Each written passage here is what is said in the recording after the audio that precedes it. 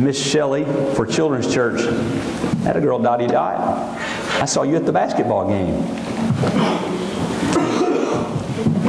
And I saw y'all at the basketball game. Are these not the two cutest things you've ever seen in your life right here?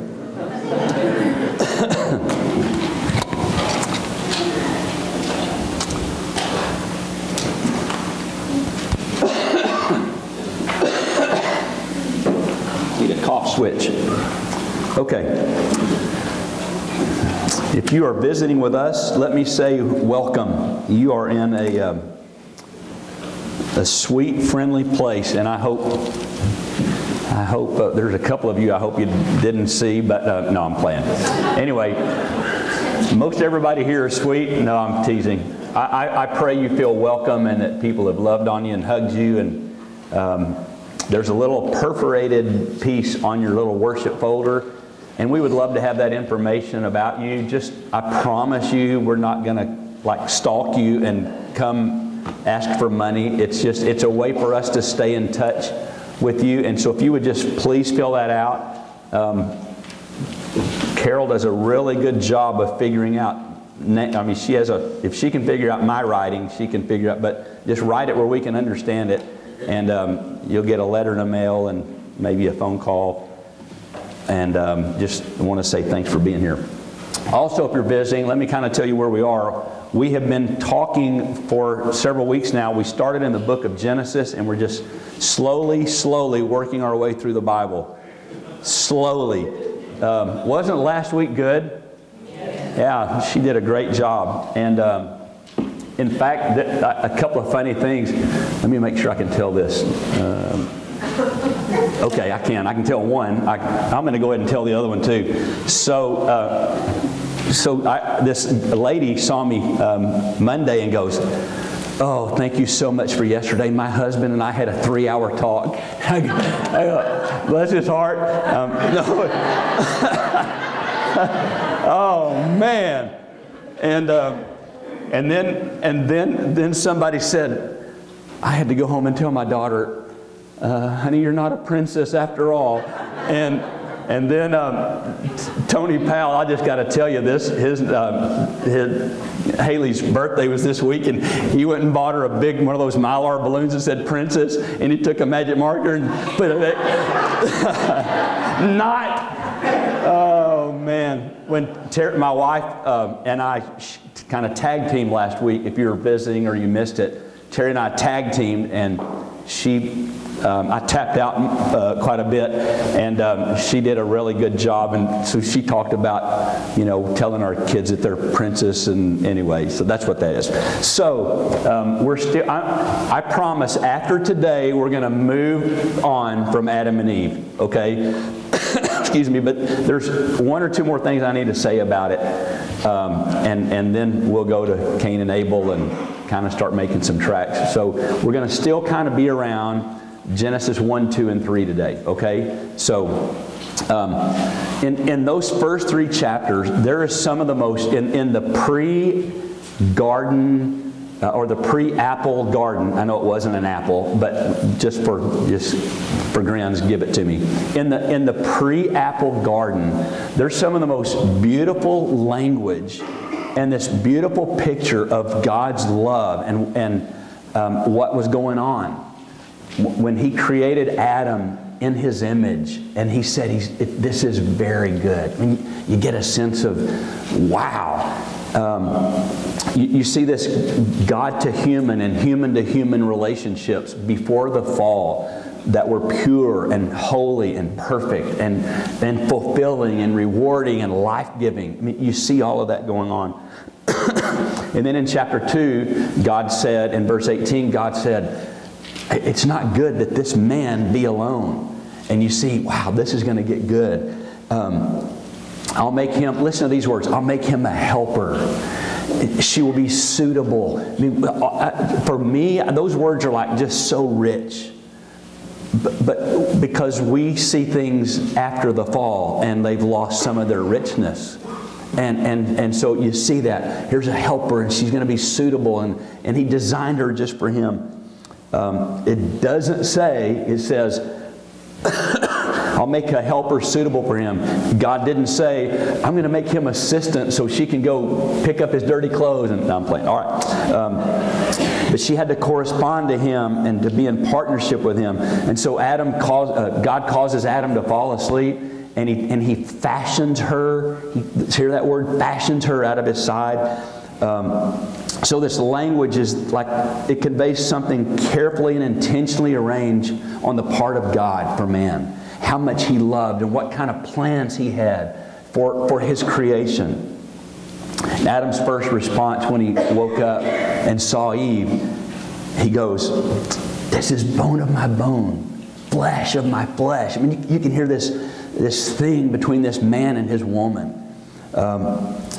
He didn't say, great, now I have someone to do the chores I don't feel like doing and catering to my every need. Okay, anyway, verse 4 goes on to, or 24 goes on to say, and for this cause a man shall leave his father and mother and shall cleave to his wife, and they shall become one flesh. Again, there's this beautiful thing that God had in mind. This was God's plan for marriage, entering into this process of becoming one flesh, ruling together, co-ruling in a relationship made in the image of God. And God made man to reflect Him. God made woman to reflect Him. And God made this thing called marriage and relationship to reflect His glory. So how did we get so far off track? That's what we're going to look at today. Okay, I need you over there. Terry's... You didn't tell me I wouldn't have worn jeans. Okay. Terry's going to play Vanna White for me. Oh my God. Okay. All right. So what I just said, how did we get so far off track? So in one nightmarish moment, everything for Adam and Eve and the rest of humankind changed. See, I just lost your attention. Now you're watching Vanna draw. Okay. No, keep going. You got to. There you go. That's going to work. All right. And so once they were dependent upon God and in communion with God, and then came rebellion and hiding and shame. What had been one flesh, in a blink of an eye, in the spur of the moment, what had been one flesh now became disunity, disharmony, and blaming. And while Adam and Eve lived in relationship with God in which they were dependent on Him as the only one who could give them life and meet their needs, they needed to make no demands of each other. And let me say that sentence again. This is important. While Adam and Eve were living in a relationship with God in which they were dependent on Him as the one who could meet every need, they didn't demand each other that each other meet their needs. Does that make sense? You got to get that. See, here, this is like a bullet point later. I'm going to tell you now. Listen, empty people can't fill empty people. Don't forget that sentence. I may say it 50 times. Empty people can't fill empty people. But we think we can. And so this is part of what is going to be called, when we get there, is the curse. When the serpent shows up in the garden, and Adam and he deceives Eve to the place of sin, and immediately there's this word that has not been said before, and it's the word curse. Okay, so looking only to Him, looking only to God, they reflected His image. It looked like this. Okay, so here's male and here's female. They're in relationship. They're in relationship with God. And excuse me. Okay, you're going to need to start the next one. Do this.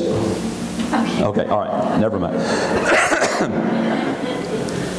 So then the serpent convinced them that they could do a better job of being God than God. Well, that's the conviction I got under as we were singing today. Unstoppable, unshakable. We're singing holy, holy, holy. And I'm going, oh God, there's this little hint of the curse left in me that I still think sometimes that I can be better at being God than you. So the serpent convinced them they could do a better job of being God than God. He convinced them to depend upon themselves rather than God as being their source. And so according to the serpent's thinking, control was better than dependence. Stay with me here. According to what the serpent was saying, control was better than dependence. And so in his opinion, the diagram should have looked like this. Well, we're going to flip this. Okay? You ought to be God. Did God really say, remember we talked about that a couple weeks ago, did God really say that? And he instills this doubt. And what happened is everything turned upside down at that point. And male and female became the God or whatever. And pushed God out of His place. And so it ended up like this. Unfortunately, excuse me.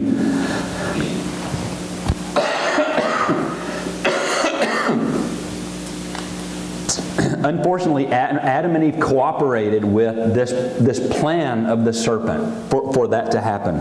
And they disobeyed God. They sinned. One of the definitions of sin is they missed the mark. Okay, they sinned, and in their attempt to be gods and meet their own needs. How sad was that? And how unnecessary. I mean, God had said, I love you. I'm going to fulfill every need that you have. I'm going to take care of you. I have made you to be in relationship with me. You can have everything, just this one tree. I mean, it's like, what? Why? Why would you leave that? How sad and unnecessary. They already had a God who was faithful, who was loving and eager to give them all that they needed. And their choices and ramifications resulted in what we know as the fall. And this is what it looked like. After Adam and Eve sinned, all of a sudden, there's this separation. This separation between God and male and female, or God and humans.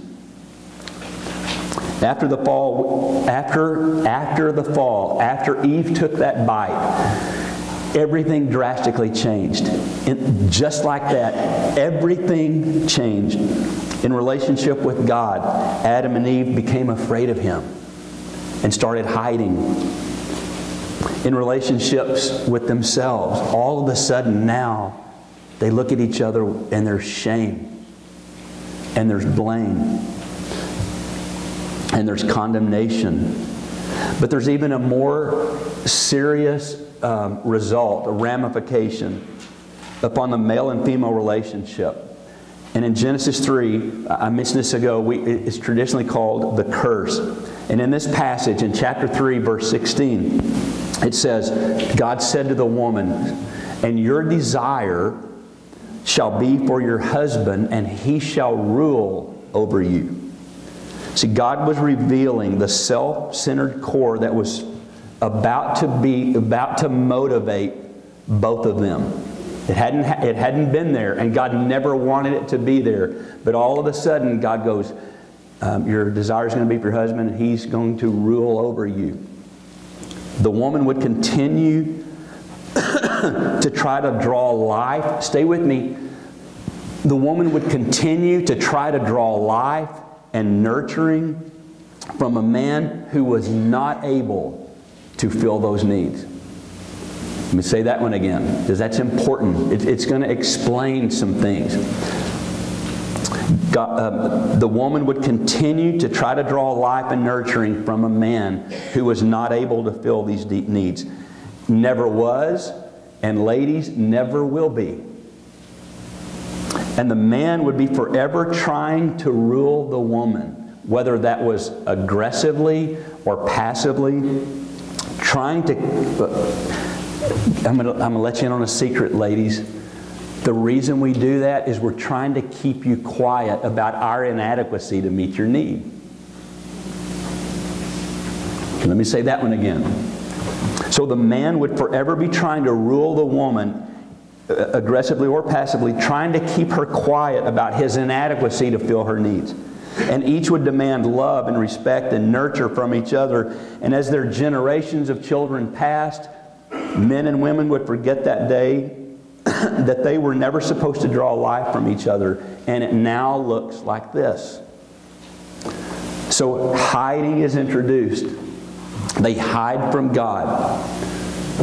And all of a sudden now, they both have shame. They looked at each other with shame. The enemy introduced shame into relationship. The way he talks about that is, remember in the pre-apple garden, they were naked and unashamed. There was no reason to be. But all of a sudden, after the fall, and when the curse entered, now all of a sudden there's shame involved. And so they're separated, and she has a desire for him, and he rules over her. So the curse was not God's plan. His intent was that husband and wife rule together.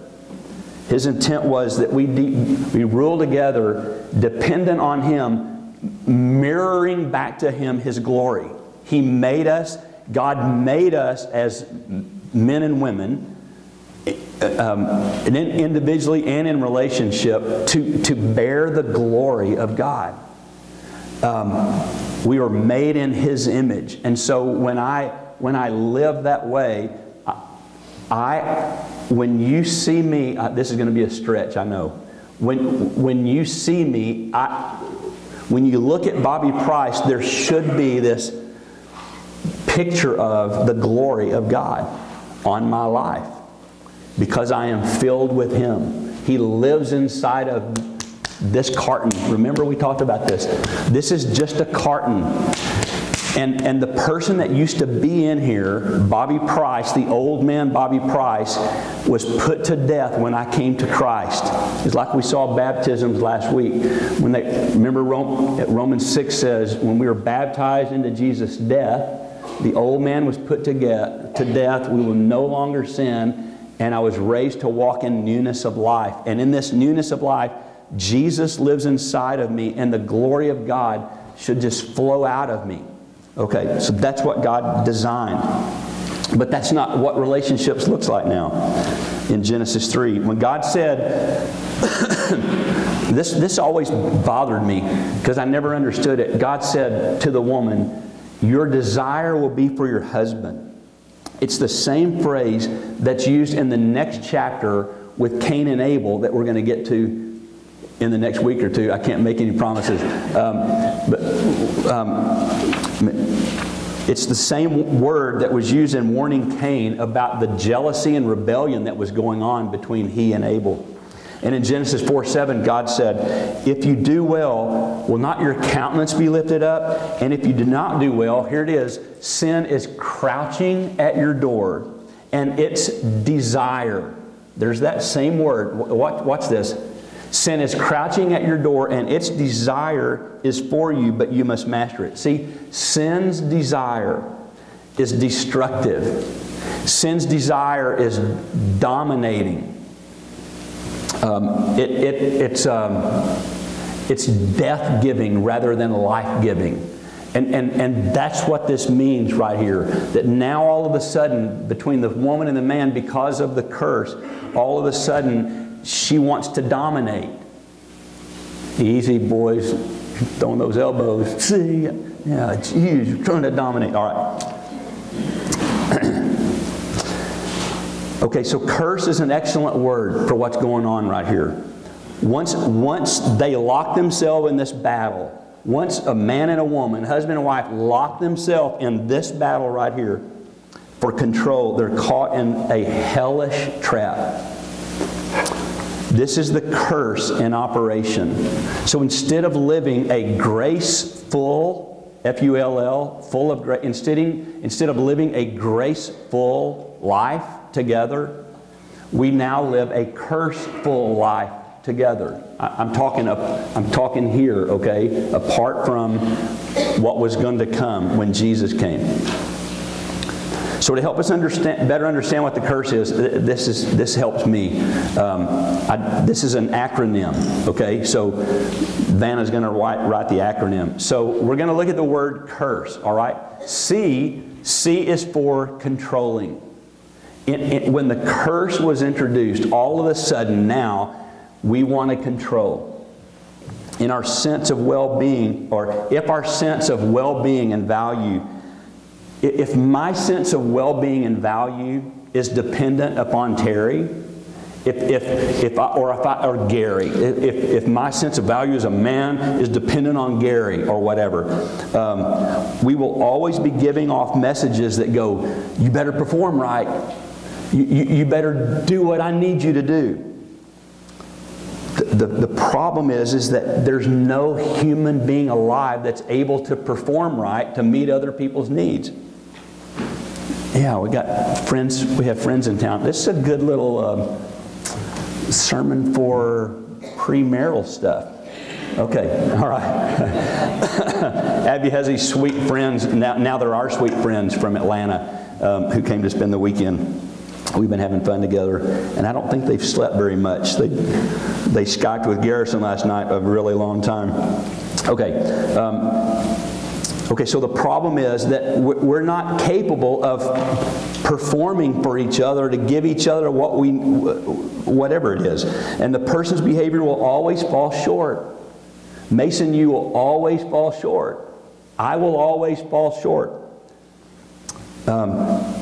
So what happens is I want Terry to change her behavior to the right way.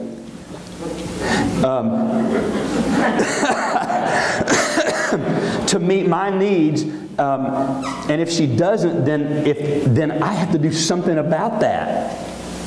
How sick is that? And that showed up after the fall, after the curse. Okay, so a husband try here are just a couple of for instances, and this is nobody in the church. I'm not saying that. It's just a couple of examples. So a husband tries to control his wife's alcohol problem by getting it and pouring it down the drain. See, I have to do something to change that behavior or whatever. Parents try to control their children's grades by shaming them and why can't you do as good as Matthew? A child tries to control his mom and dad's temper by being perfect. If I could just be perfect, then I could get them off of my case. This whole control thing. The second one is unforgiving. Another characteristic of living under the curse is this thing of unforgiveness, being unforgiving. See, here's the deal. One reason that people don't want to forgive, and they actually like not forgiving, is because it keeps them in control. Because if I don't forgive you, then I'm in control, and I have the upper hand over you. And it holds the other person in this position of owing a debt that they can't pay. The curse is sick. It's sick. Okay. And so Terry and I were having a conversation. I won't bring that up, but in our past, there's been like this stonewalling thing, or how about the cold shoulder treatment? Oh, really? No, I'm just going to shut you out. But Daddy, I'm sorry.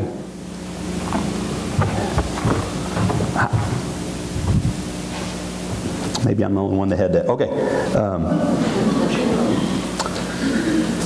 Feeling held in this constant state of being unforgiven keeps us scrambling all the time. And the one who's holding that loves that. The one who's being unforgiving loves that I'm scrambling all the time. Trying to discover what good behavior it's going to take on my part to get them to forgive me, so that it's like a hamster, just the wheel running all the time. Unforgiveness becomes this tool to control each other. Or reactive. See, people in grace respond. People living under the curse react. People who are not free react in order to control the situation. When you or I act in a way that puts one of us in a bad light, if you act in a way that puts me in a bad light, I'm going to react to that to try to get back on top. How sick is the curse? Love frees. Love sets us free. Living under the curse traps us in our own angry reactions. And then S, shaming. Shame is the painful sense that I lack value as a person, or that you lack value as a person. It's the belief that something is wrong with me. It's not just something is wrong with what I did. It's bigger than that. It's something is wrong with me. I'm defective. I won't measure up. And then that leads to I'm worthless. I'm unlovable. And it's not simply that something is wrong with behavior. It's something is desperately wrong with me. And so shame is used by people to place themselves over each other. See, when I give you the message that you are bad and defective, I'm putting myself like higher, and so that I can control and manipulate. Manipulation and control is a byproduct of the curse.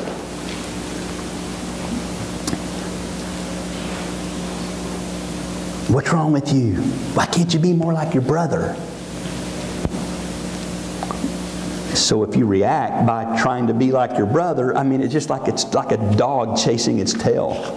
Because we're so sick. The curse is ugly, isn't it? Okay, then E is ego-centered.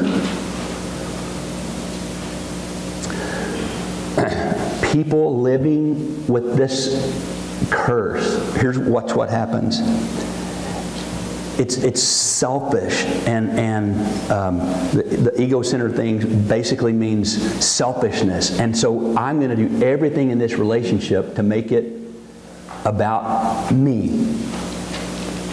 See, I want my children to dress a certain way so that people will think well of me. I want my spouse to go to church because of what people will say about me if he or she doesn't. And I need you to cater to me so I feel important.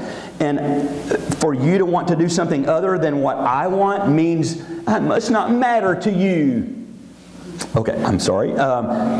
For you to give someone attention instead of me, something's wrong with me. Even like this is how sick we are in this curse thing. Even things that appear to be selfless also have an ulterior motive.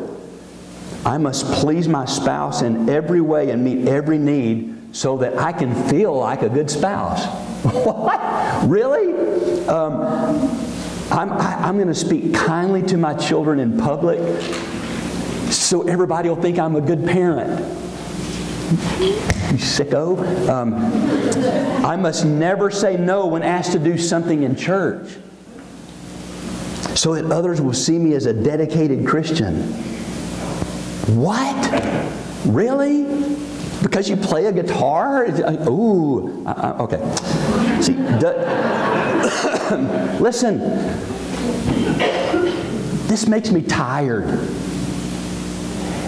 And if you're living like this, if I'm living like this, it's tiring. Manipulating and controlling and trying to figure it all out. And well, I got to say that to him. I got to say that to Jack so I can, make sure. Okay, I'm going to squash him down. Got to keep myself, and I got to say this to Mason. He's a new friend. I got to make sure I look good. And he's Abby's friend, and I want Abby to think good of me because I'm a good friend of Mason. It's like, what? I'm tired. Picture the word tired, okay? Here's some more hints on control and the curse. T is for trapped. If you're a part of a curse-full relationship, You're living in a no-win situation. There is no way to win. No way. If you're living in a relationship that reeks of the curse from the garden, okay, it's a no-win situation. No matter how well you perform, it will never be good enough. You feel trapped as if this really bad trick has been played on you. I feel like somebody tricked me. I means indicted. Let's see how good Terry spells. Oh. Didn't say that. In living under, she was the spelling bee champion of Los Alamos. Was it Mountain Elementary? What? Mountain Elementary. She was the spelling bee champ, and she still holds the jump rope record. She does. Yeah. What? Oh, you're living under the curse. All right, no. See, when you're living under the curse, you're constantly reminded over and over and over that you are inadequate and not good enough. And if it's not your spouse doing it, or if it's not somebody else doing it, it's the enemy doing it. All the time, you're not good enough. You are not good enough. See, this is a side note here. The enemy always gets people to do things and say things about me that he's trying to say. That's one of those just to tuck away, okay?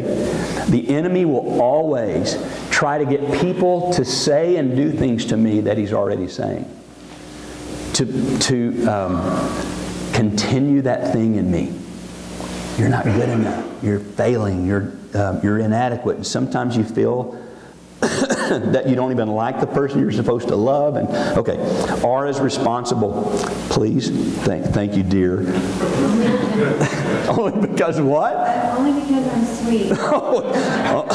Only because I'm sweet.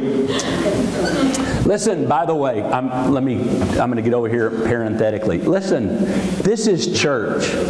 Okay, I was telling somebody said to me Monday or Tuesday, I had a question, and I know that you tell us to just lift up our hand. I go, I really mean that. You do? Okay, I will. I mean that. This is no fun for me, like you sitting in a pew staring at me. I know that's how some of us grew up in church, but that's not church to me. Church is like laughing and having fun, right?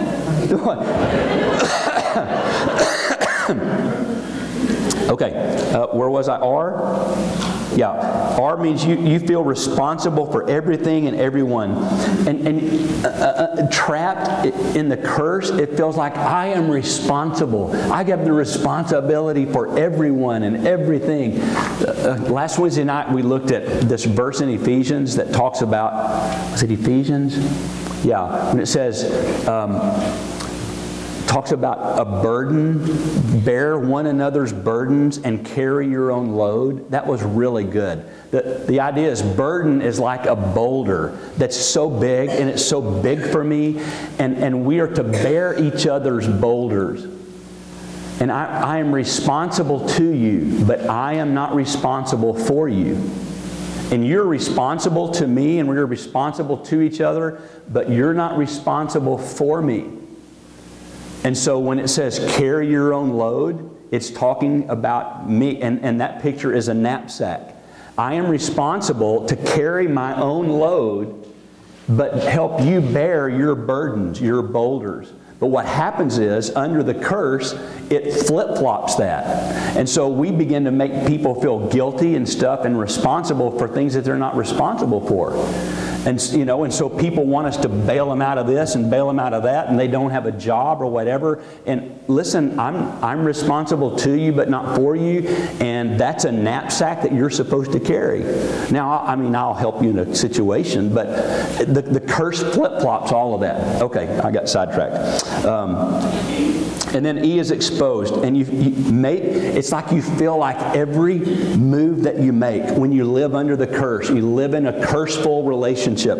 Every move you make in relationship is being scrutinized, leaving you feeling exposed and vulnerable and dirty. Why do you always have to judge me? Okay, all right. And then, that's a movie quote. And D is defensive. And so in order to fend off these constant indictments, this constant judging, this constant, you maintain this air of being right all the time, even when you know you're wrong. And here's what happens. We learn to attack the other person first because the best defense is a good offense.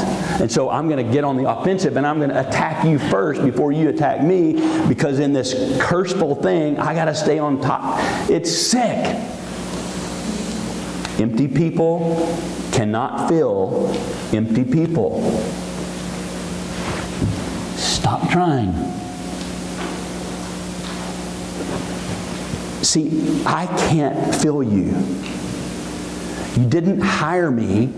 Now, I don't consider this a job, by the way. It's not so I can get a paycheck. It's what my heart beats for. So when I say, I'm just using this as an example, you didn't ask me to be the pastor so that I could fill your need. I can't fill your need. You have to go to Jesus to have your needs met. We're going to look at that real quick and we're done. So in Ephesians, if you have your Bible, Ephesians chapter 5.